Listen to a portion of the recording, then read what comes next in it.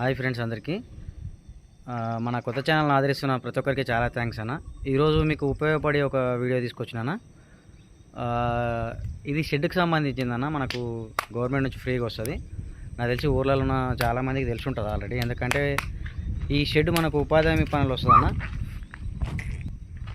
ఉపాధి హామీ పని చేసే నాకు తెలిసి మ్యాక్సిమం అయితే చాలామందికి యువతకు అయితే తెలిసి ఉంటుంది, కానీ అంతకుమించి పెద్దవాళ్ళకైతే ఎవరికి తెలిసి ఉండదు.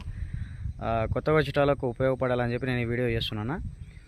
ముందుగా మనం దీన్ని ఉపయోగించుకోవాలి. ఎందుకంటే ఇప్పుడు షెడ్ ఎవరన్నా కట్టాలనుకున్నప్పుడు మనం ఏం చేస్తామంటే, మనం చేసే మెయిన్ మిస్టేక్ ఏంటంటే ఎట్లా ఎంత ఖర్చు పెట్టాలి, ఎట్లా చేయాలి అని ఆలోచిస్తాం తప్పితే మనకి ఫ్రీగా వచ్చేది ఏమైనా ఉందా అని మాత్రం ఎవ్వరు ఆలోచిస్తలేరు.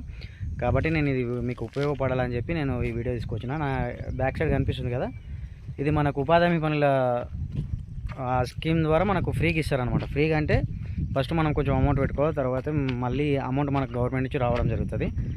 ఇది మీకు నేను చూపిస్తా చూడండి. ఖచ్చితంగా ఇలా ఒక 5 నుంచి 6 బర్రెలు 5 బర్రెలు మాత్రం కన్ఫామ్గా పడతాయన్న. ఫ్రీగా వస్తాయి కాబట్టి ఖచ్చితంగా దీన్ని ఉపయోగించుకోవాలని చెప్తున్నాను. మన పాడి పరిశ్రమ అంటే పాడి రైతులు ఎవరైనా సరే ఇది ఉపయోగించుకోండి అన్న.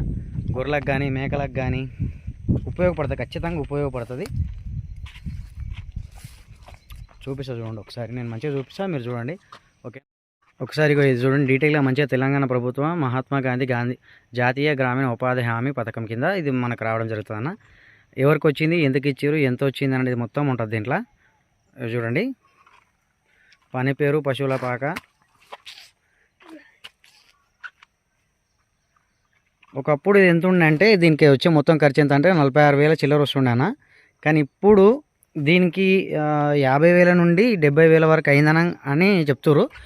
ఇక లోన చూడండి ఒకసారి. ఖచ్చితంగా 5 గేదెలు పడతాయి అన్న. మీకు నేను దూరంకెళ్ళి చూపిస్తున్నా, మంచిగా సెట్ చేసుకోరు అన్న వాళ్ళు.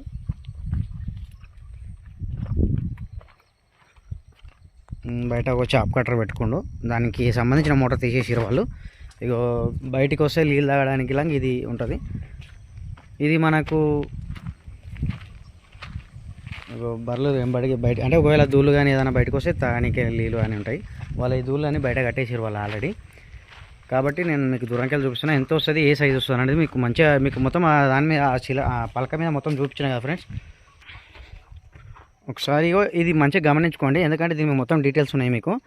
అంటే ఎట్లా వస్తుంది ఏంది అనేది మొత్తం మీకు ఉంది. ఇది దేవాయంట నాకు వచ్చింది కాబట్టి.